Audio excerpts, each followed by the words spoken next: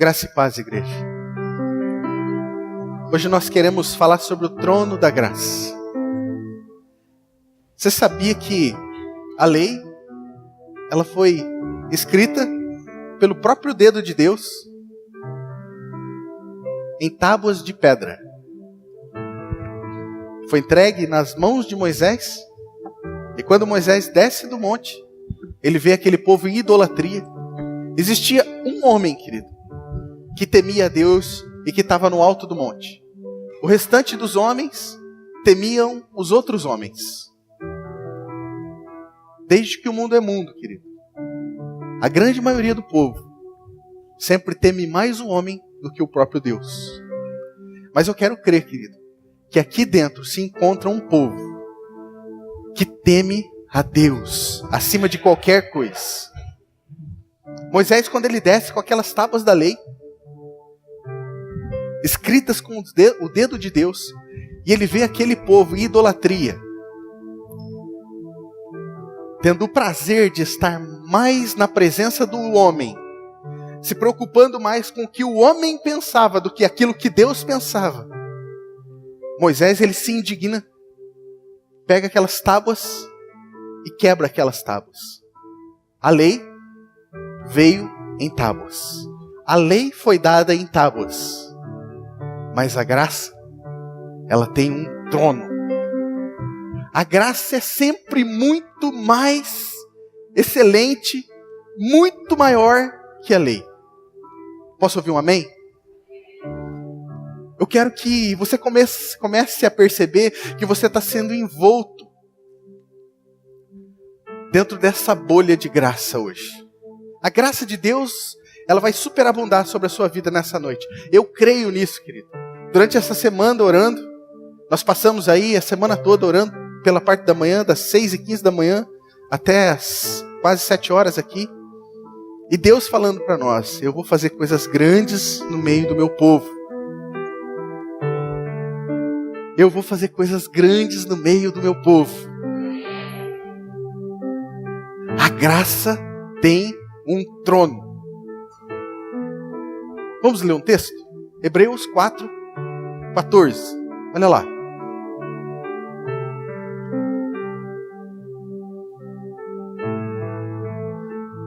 Tendo, pois, Jesus, o Filho de Deus, como grande sumo sacerdote,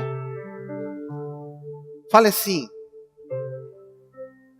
Jesus, o meu Senhor, é o meu sumo sacerdote, que penetrou os céus.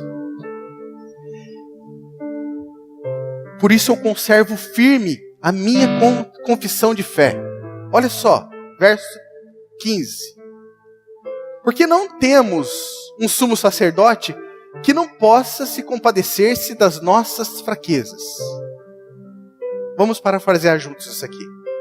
Diga assim: eu não tenho um sumo sacerdote que não se compadeça das minhas fraquezas.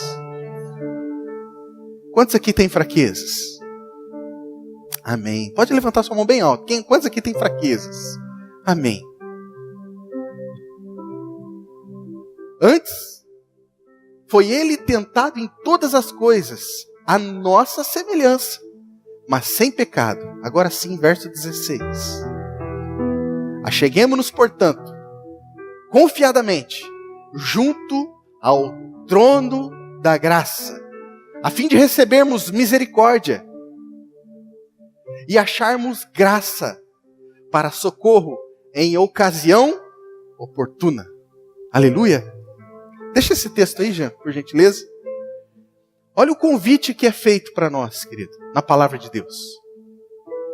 Para você que é fraco, para você que sofre de fraquezas, em determinados períodos da nossa vida, nós passamos por períodos de fraqueza. E é interessante, querido, como os céus param em determinados tempos. Um carinho de Deus. Ele para. Sabe como um pai se compadece de um filho? O pai, às vezes, ele está naquela correria, eu sou pai. O pai está naquela correria, mas ele vê o filho em uma fraqueza. Ele para o que ele está fazendo. Porque não existe nada mais importante do que eu prestar socorro na ocasião oportuna para ele. E queridos, deixa eu falar uma coisa para você. Não interessa para mim como pai se o meu filho está andando tudo errado. Não interessa para mim como pai se o meu filho ele está falando palavrão. São coisas separadas. Eu vou como pai, uma outra hora, um outro momento, eu vou separar para tratar com ele nessa questão de educar ele. Mas no momento em que ele está precisando, não vai ser os acertos e os erros dele que vão determinar se eu vou agir ou não em ajuda e em favor a ele. Quem aqui está me entendendo? Levanta a mão. Quem aqui é filho de Deus? Eu quero que você entenda o que eu estou falando, querido. Eu como pai, querido, eu que sou mau. A Bíblia fala assim: vós que sois maus, vocês sabem dar boas dádivas aos seus filhos. Quanto mais o Pai Celestial não vos dará o Espírito Santo, ou a melhor coisa que Ele tem. O Pai para os céus. O meu filho, a minha filha, ela está passando por momentos de fraqueza. E eu vou parar os céus agora. Eu vou parar o que eu estou fazendo, porque eu vou dar atenção a ela. E eu vou liberar o socorro para ela, nesse tempo oportuno. Deus, o Deus que tem sempre o interesse em te ajudar, Ele te ajuda no tempo da necessidade. Posso ouvir um amém? O que é graça, querido? A Bíblia nos convida para nós nos achegarmos confiadamente. Com que base eu me achego confiante a esse trono? Eu me lembro, querido, que no começo do meu ministério, eu preguei errado isso aí. Eu falava assim, eu lembro certinho um dia quando eu preguei isso, uma igreja com 300 pessoas, e eu ensinando essa baboseira que eu vou falar para você agora. Pregador da lei. Você chega com confiança, esse é o jeito que eu ensinava, tá? Espera que eu já vou falar. Eu falava assim, você chega com confiança quando você anda tudo certo, quando você não vê nada errado lá na internet, e aí você chega com confiança porque o pecado não te ataca. E aí você chega com confiança ao trono da graça. Parece bonito, não parece? Porque você andou sem pecado. Porque você andou em santidade. Então, se você andar em santidade, você vai ter confiança para chegar ao trono da graça. Não parece que está certo? Sim ou não? Mas você quer saber como é que é a verdade? Sim ou não? Ah, vocês não querem saber. Chegue confiadamente. Não com base nos seus méritos. Chegue confiante, sabendo que um morreu por todos. Chegue confiadamente, sabendo que o sangue do Filho cobriu você de todo o pecado. O sangue de Jesus, ele é suficiente para deixar você entrar confiadamente ao trono da graça. Nada além do sangue.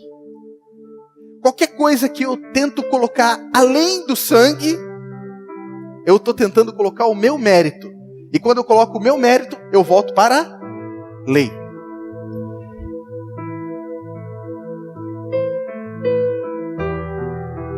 Olha só, a lei foi dada em placas de pedra, mas a graça tem o seu próprio trono. A graça é sempre maior que a lei. Ou seja, o favor é abundantemente maior do que o mérito. Então, não é no meu mérito, querido, que eu chego ao trono da graça. Quando eu reconheço que a graça é não simplesmente ou totalmente um favor imerecido, mas é muito mais do que isso. É uma ajuda para quem precisa, mas não merece. O que é a graça? Uma ajuda para quem precisa e não merece. Quem é essa pessoa? Eu. Porque eu não merecia. Eu era inimigo de Deus. A Bíblia diz que existia um muro de separação entre mim e Deus. Enquanto eu não entregava a minha vida para Jesus, eu era inimigo de Deus, ainda que eu falasse com a minha boca que eu a amava. E eu vivia no meu próprio mérito, nas minhas próprias forças. A partir do momento que eu aceito Jesus como Senhor e Salvador da minha vida, agora sim, a graça de Deus ela me cobre. Não é mais a minha ação religiosa, não é mais os meus esforços espirituais que me dão direito a alguma coisa diante de Deus, mas única e exclusivamente o sangue de Jesus. Eu posso ouvir um amém? Único e exclusivo, querido. O sangue de Jesus. O sangue de Jesus me permite chegar confiadamente junto ao trono da graça. O que é graça?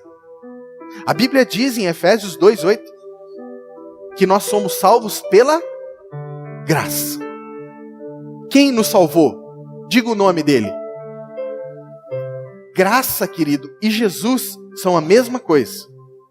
Jesus, graça, Jesus são a mesma coisa.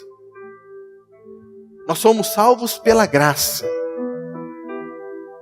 não pelas obras, para que ninguém se glorie. Nós somos salvos pela graça. Então a graça, querido, ela é um favor imerecido, a graça é uma ajuda para quem precisa e não merece, a graça é o próprio Senhor Jesus.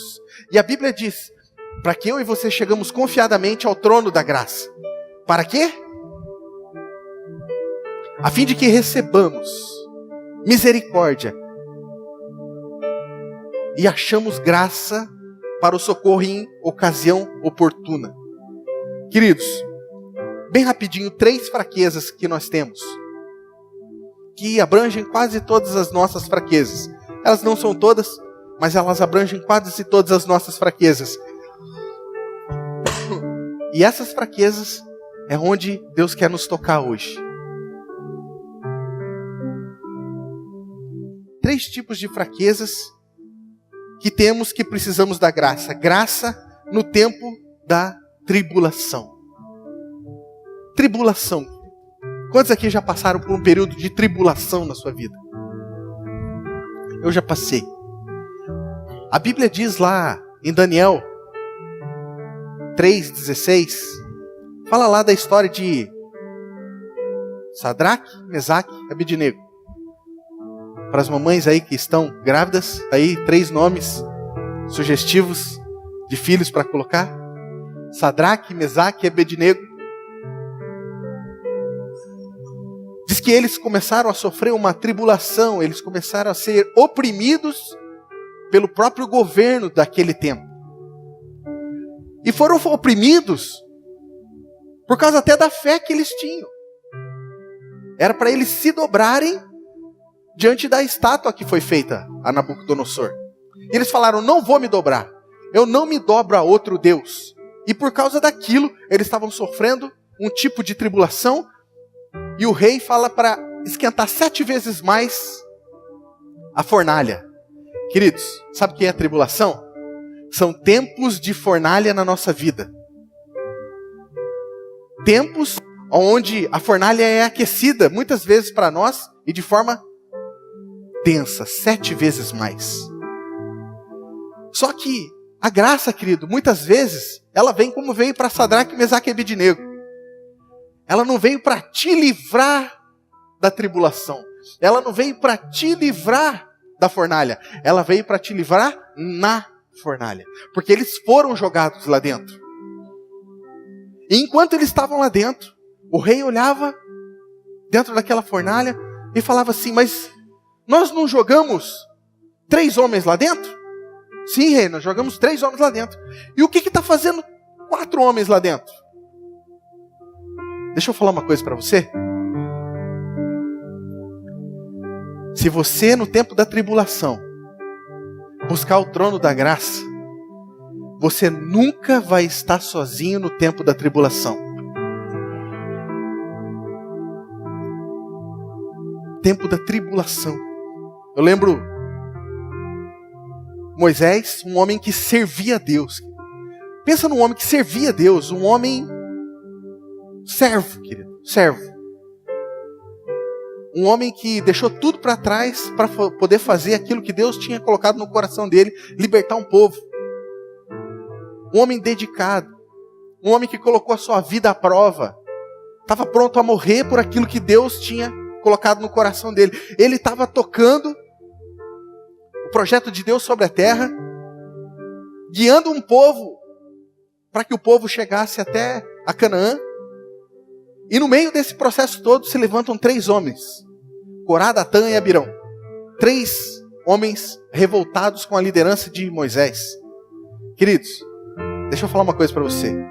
Moisés, homem temente a Deus, servia a Deus, fazia a vontade de Deus. Levantou gente contra ele. Oi. Mas sabe o que Moisés fez? A Bíblia conta que ele buscou o trono da graça. E ele voltou e falou assim: se eu sou homem de Deus. E ele lançou uma palavra de juízo ali. E Deus veio com juízo sobre Corá, Datã e Abirão, que estavam se levantando contra aquela liderança dele. Busque o trono da graça. No tempo da tribulação, busque o trono da graça. Uma outra fraqueza, querido, que nós temos e que nós precisamos de graça, é graça no tempo da escassez. Então nós passamos por períodos de tribulação na nossa vida. Mas quantos aqui já passaram por tempos de escassez na sua vida? Períodos onde não é tão farto as coisas assim.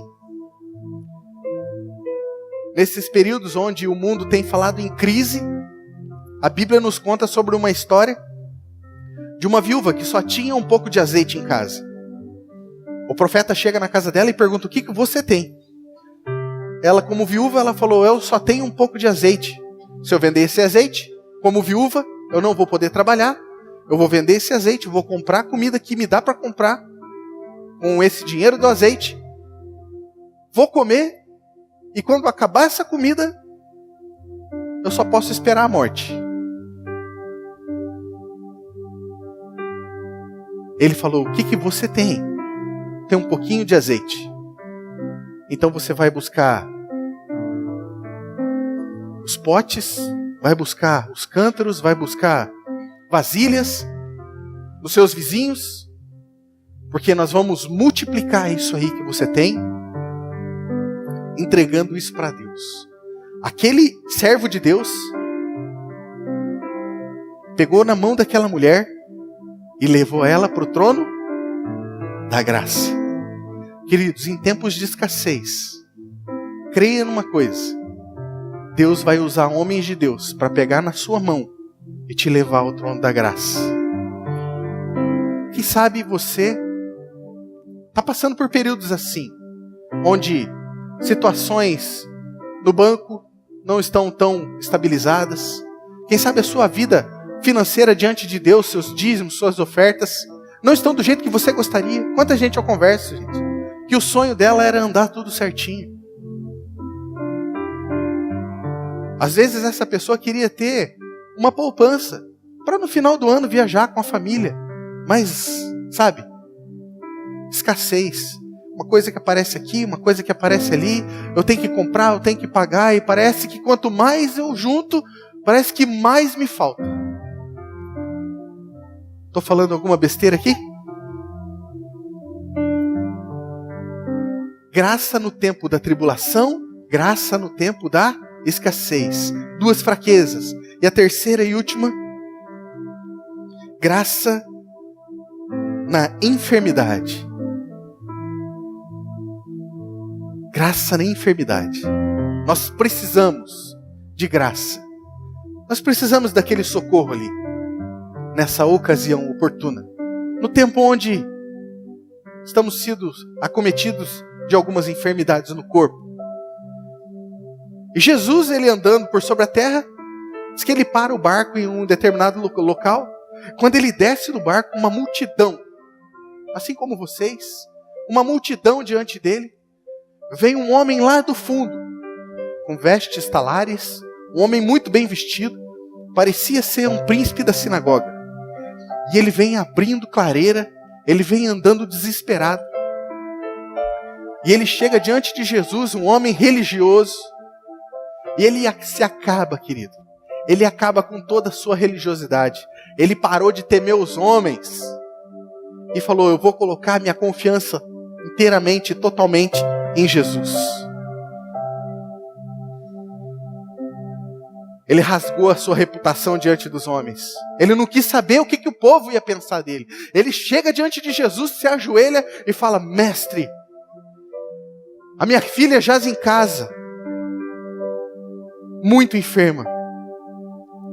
Jesus olha para ele, para aquele homem que se achegou ao trono da graça. Aquele que se achega ao trono da graça, querido, com o coração aberto, nunca vai sair sem resposta. Aquele homem, querido, foi um dos poucos que Jesus falou assim: eu vou na sua casa, vai na frente. Aquele homem foi na frente e Jesus foi andando atrás dele. Pode ler a Bíblia, querido. Eu consigo entender alguns princípios por trás dessas palavras. Porque às vezes nós ficamos tão intimidados com aquilo que os outros vão pensar. O que as pessoas vão pensar? Eu fico temendo tanto que o povo ao meu redor vai pensar.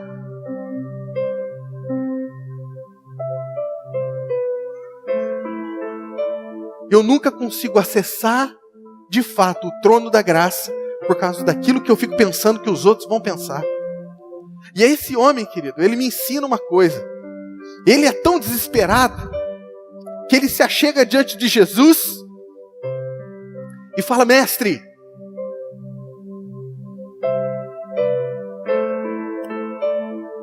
se ajoelhar diante de um homem daquele, querido, um homem religioso como era, todo mundo estava olhando para ele e falando assim: você, Jairo? Você? Diz que Jesus se vira e começa a andar atrás dele. Conforme ele vai andando, querido, presta atenção no que acontece. Pessoas que acessam o trono da graça. Você vai prestar atenção em mim agora. Diz que vem uma mulher. Jesus está indo em direção à casa de Jairo. E vem uma mulher que há 12 anos sofria de uma hemorragia. 12 anos, querido, de uma hemorragia. Você consegue pensar no rosto dessa mulher? Você consegue pensar na pele dessa mulher? Você consegue pensar? Às vezes não tinha cabelo na cabeça. Essa mulher não tinha vitamina no corpo. Essa mulher estava definhando. E essa mulher, ela falou assim: sabe, eu não tenho mais porquê ficar me pegando no temor ao homem. No que as pessoas vão pensar de mim? Você quer saber de uma coisa? Vou chegar no trono da graça. Eu vou chegar lá. Não foi fácil para ela. Não foi fácil para ela. E se alguém ali percebesse que aquela mulher impura estava no meio deles, eles iam esculhambar ela, iam tirar ela dali, iam falar para ela ir embora. Mas ela não estava nem aí porque as pessoas estavam pensando. E quando ela veio por trás de Jesus, ela toca a orla das vestes.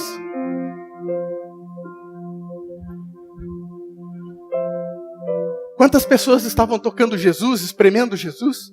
Jesus fala assim: alguma coisa me tocou. Alguém me tocou. Como assim, Pedro, né? Como assim, Senhor, alguém te tocou? Quanta gente te espreme, te comprime, você fala que alguém te tocou? Não. Alguém acessou o trono da graça. Foi diferente porque era de coração. Era de coração. Muita gente está me espremendo aqui, mas teve alguém que veio de coração, que não temeu o que as pessoas iam pensar, mas ela queria algo de mim, ela queria algo do meu coração, e ela conseguiu tirar de mim, do trono da graça, um favor que ela não merecia. Diz que ele volta para trás e eu quero saber quem foi. Porque Jesus não está interessado, querido, em só te curar. Ele quer te conhecer. Aleluia. Ele quer a tua adoração. Diz que essa mulher, cheia de temor, e Jesus fala, quem é que me tocou? Ela vem e fala, Senhor, sou eu. Diz que ela se ajoelha e adora Jesus. Ele fala, agora sim, mulher, vai. A tua fé te curou. Sabe como é que a graça vai te tratar, querido? Como é que a lei te trata? Eu curei você? Agora você faça o favor de andar junto comigo. Sabe como é que a graça faz? Muito obrigado, Simone. Você está livre. Pode andar por aí, a tua fé te salvou. Você não está presa a mim. Ah, você perdeu uma ótima oportunidade de aplaudir a Ele.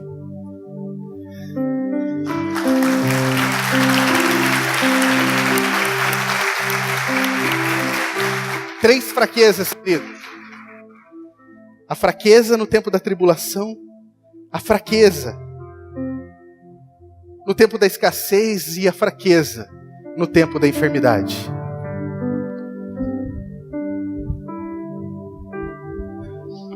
Eu lembro de uma vez, quando eu tinha acabado de chegar no ministério, junto lá com o pastor Rideu, o pastor Maurício, com o Caio,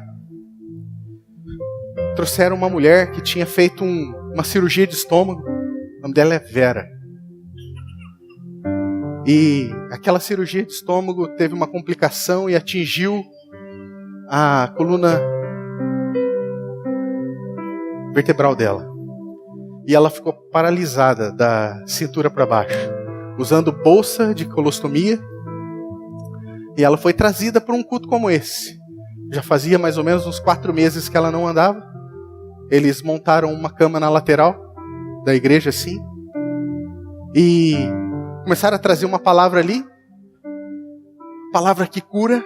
Porque a palavra em si só ela tem poder, querido. O poder não está no homem. O poder está na palavra. E Deus não promove homens. Deus promove a sua palavra. E todo aquele que promove a sua palavra vai ser promovido junto com ela. Então você quer ser promovido? Promova a palavra dele. E aquela palavra foi pregada. O ambiente se encheu de fé, de glória. Trouxeram aquela mulher para frente, colocaram ela sentada em uma cadeira. E eu, curioso, tinha acabado de chegar no ministério. Fui lá para observar o pastor Rideu orando por ela.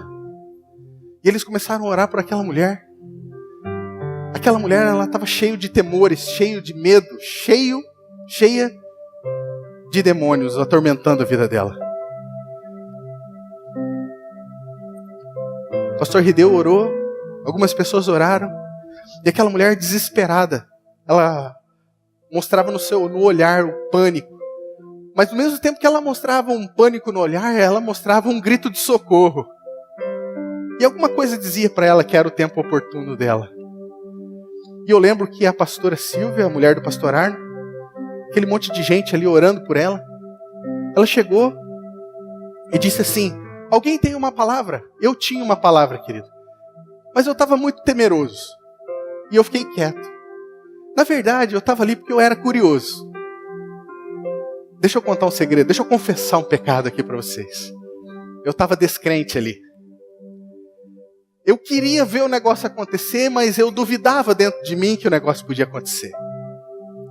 E eu, por muito tempo, querido, eu assistia na televisão aquelas pessoas orando.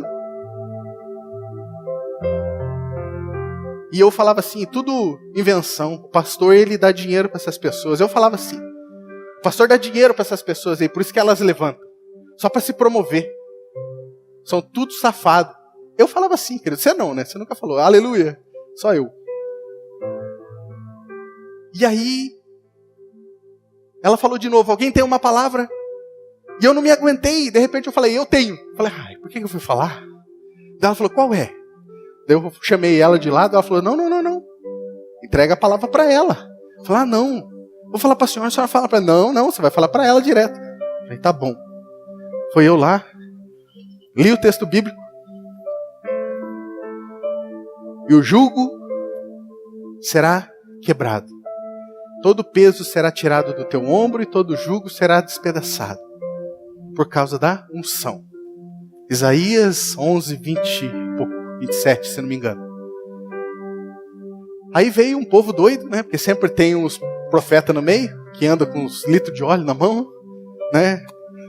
Umas folhas, uns negócios. Sempre tem uns profetas loucos.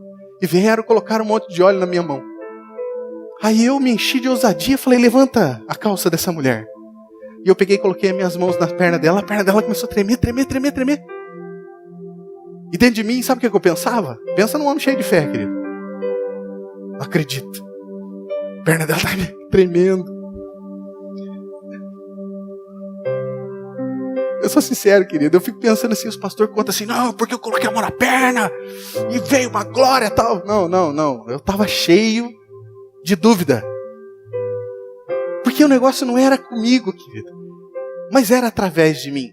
E ainda que a minha mente não estava entendendo aquilo ali, Deus estava fazendo alguma coisa ali. Porque Ele estava promovendo a palavra dEle. E de repente eu levantei e falei assim, Vera, se coloca em pé. Quase que eu falei assim, o que eu fiz? O que eu falei? Ela não pode ficar de pé, pensei, né? E ela pegou e 4 meses sem ficar em pé. Ela se levantou. Eu falei assim, Vera, anda. Ela falou assim, eu não posso. Eu nunca tinha ouvido ninguém falar sobre isso. Falei, Senhor, coloca um anjo na perna direita e um na perna esquerda dela. Anjo, faz ela dar um passo com a perna direita. Outro com a perna esquerda. Ela deu 6 passos, querido. E aí ela fez assim, tremeu. Ela falou assim, eu tô cansada. Aí eu, com a minha vasta experiência em cura, falei, traz a cadeira. Eles trouxeram lá de volta a cadeira e colocaram a mulher sentada. Eu coloquei a mulher sentada de volta na cadeira de roda. Quando eu coloquei a mulher sentada na cadeira de roda, já veio aquela voz de acusação. Você não acredita que você curou, que Deus curou ela através de você? Por que você colocou ela sentada e levaram ela embora? E aí eu fiquei com aquele peso de culpa em cima de mim, fui embora, não conseguia dormir. Por que eu fui colocar ela de volta na cadeira? Por que eu fui colocar ela de volta na cadeira? Se Jesus curou ela, por que eu fui fazer isso? E fiquei me martirizando, fui embora, fiquei uns 3 dias, 4 dias sem dormir. Isso aconteceu num sábado. Na quarta-feira teve um outro culto na igreja. Estou na mesa de som, que nem eles estão lá. De repente o pastor pregando aqui fala assim, alguém pode ajudar aquela mulher lá a entrar na igreja? Ninguém se levantou e de repente a mulher aparece. Chega na mesa de som, olha para mim, faz um sinal com a cabeça e entra andando. Era a Vera. Até hoje a Vera anda, porque o poder de Deus tocou a vida dela.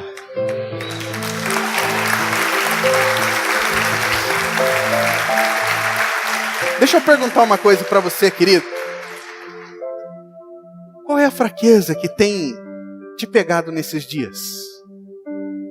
É a tribulação? É a escassez? É a enfermidade? Eu quero convidar você hoje a chegar confiadamente,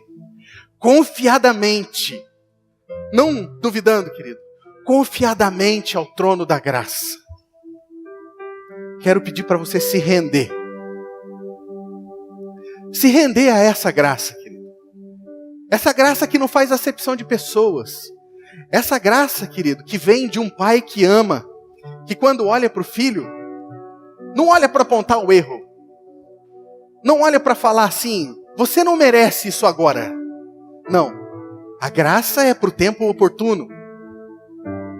Uma misericórdia que vem sobre a minha e sobre a sua vida, para o tempo que eu e você precisamos. Eu acredito, querido, piamente no meu coração, que os céus pararam hoje para te fazer esse agrado.